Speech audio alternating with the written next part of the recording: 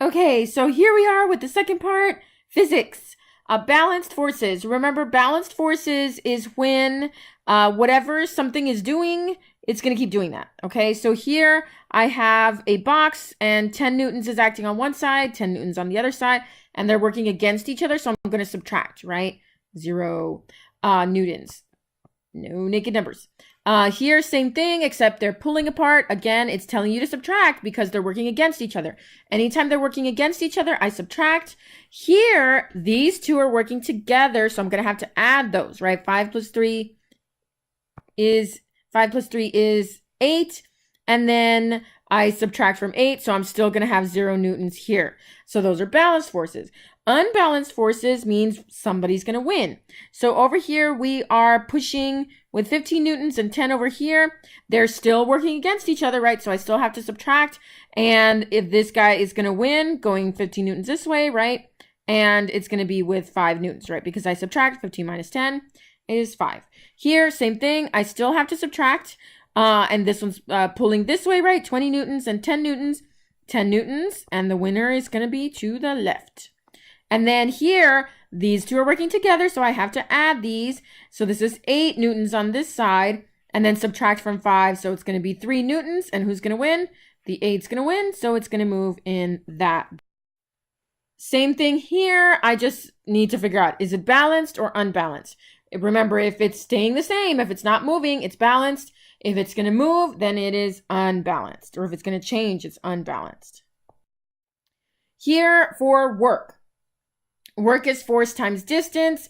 It's asking you to show when work is being done. If it's being done, there's movement. So you can draw any 3 pictures that you want that show movement. And if there's no work being done, that means no movement. Even if I am standing holding a super duper heavy box in my hands and it's really, really heavy, it doesn't matter because I am standing still, so there's no movement, no work being done, okay? There has to be movement for work to be done.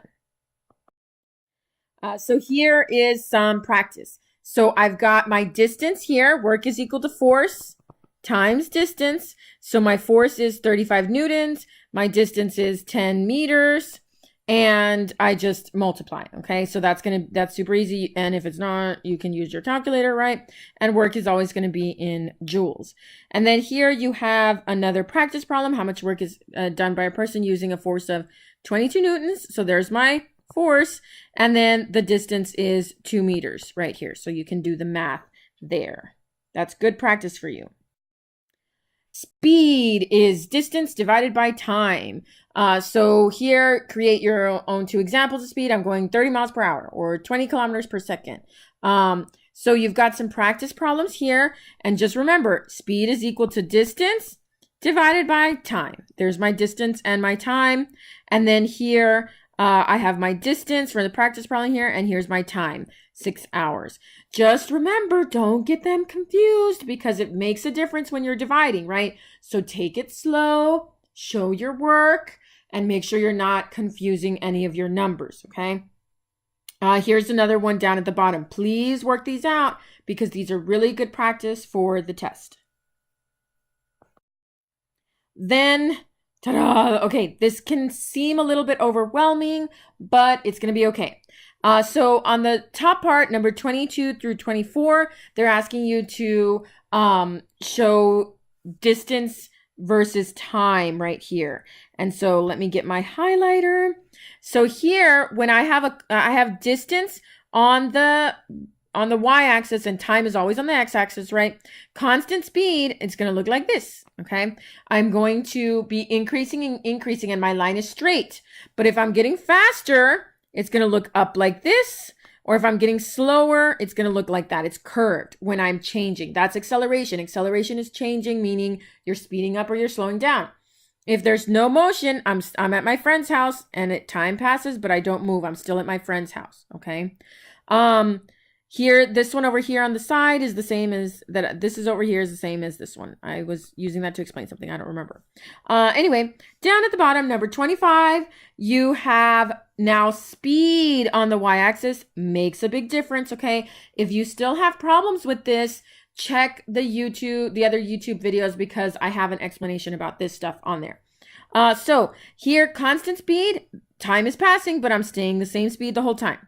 Acceleration, I'm changing my speed, right? So either I'm getting faster, faster, faster, or I'm getting slower, slower, slower, slower till I stop, okay? And then no motion means no motion. I am down at the bottom. I am zero, right? It's zero speed, so I'm not moving. Okay, again, check the YouTube channel. Potential energy is stored energy, okay? And here are your examples. These, you can just hit the pause button if you need some more time on this. And then remember, kinetic energy is energy of motion. Stuff is moving. Then you do need to know the difference between when I'm going to have high potential or high kinetic or low potential, low kinetic. I have high potential energy up here at the top because right here, I have the possibility of going really fast later. And I don't have very much kinetic energy because I'm not moving very much. And then as I'm going down this way, my potential is increasing. My kinetics increasing. I'm going to have really high kinetic here at the bottom, but not very much potential because I'm going to have to go uphill and it's really hard to go uphill. So that's low potential there. Here at the top, you've got some practice for potential energy and kinetic energy. So you're going to write in a P or a K. That's pretty straightforward. The part underneath might be a little bit harder. Which letter represents the greatest potential energy here for number 1? I'm going to have A is the greatest potential. Which letter represents the least potential energy? C has the least potential energy because it's almost about to hit the ground. Number 3 is B. It has the greatest kinetic energy as it's falling. And number 4, the least kinetic is going to be A because that's where it has lots of potential, right? And then number 5, you pretty much got kind of equal amounts of potential and kinetic energy. I don't really like these pictures, but that's kind of the best that I would think. It's a little bit confusing, but as long as you know about potential kinetic energy, you're fine there. Okay. Here you are matching. So you're going to, basically differentiate between the different kinds of energy here. Now we're talking about mechanical, radiant, chemical, electrical, nuclear, thermal, and sound. So these are where you have to actually find the definition. So number 1 is letter C, right? I have energy of motion. Number 2 is D. It's energy of light. Chemical is F because of the bonds that are in molecules. Number 4, electrical is letter A, moving electrons. That's easy to remember. Number 5 is G. And this is locked in the nucleus of an atom, right? Nuclear nucleus. Number 6, thermal, that has to do with heat. And finally, sound has to do with vibrations. Okay, that's pretty straightforward. Study that if you don't know it. Then number 1 here, they're talking about transfers of energy, right? So plants are photosynthesis. So that's really important. You definitely need to know that one. So that's letter D, radiant to chemical. And the rest of these, you can pretty much go through them. I'm not going to take too much time going through them because I just gave you all the definitions. So you should know these already, okay? Ones that they do like to ask a lot about is plants and photosynthesis. Another one that I would spend some time studying is the flashlight or the light bulb is another good one that they like to ask about. Then here, it's the same thing. It's just more and more practice. So that's pretty easy. Go to your notes and look through those notes. I believe they were orange. Here we've got conduction, convection, radiation. Remember, I put some stuff here on the side for you. So this is kind of like the key words, right? I need to remember that conduction is touch. Convection has to do with currents and density. The hot stuff is less dense, so it floats up. The cold stuff is more dense, so it floats down or sinks down. And then radiation is when heat travels through space. So here on the side, you've just got some practice with that. So you should be able to answer all of that stuff knowing these things that are in the box right here. Here you've got lots of practice with simple machines. If I had to bet money, I would guess that they're probably not going to ask you about simple machines, but you never know. Okay, so I'm going to write the answers down here for you really quickly. Make sure that you go over this and study this,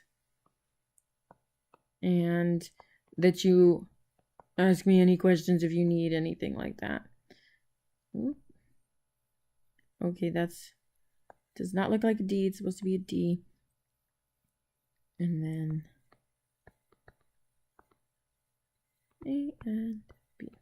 Okay, so that's pretty easy. And then you should be able to answer 1 through 4 using that information right there. We didn't spend too much time on simple machines, so just review this really quick and make sure you know it.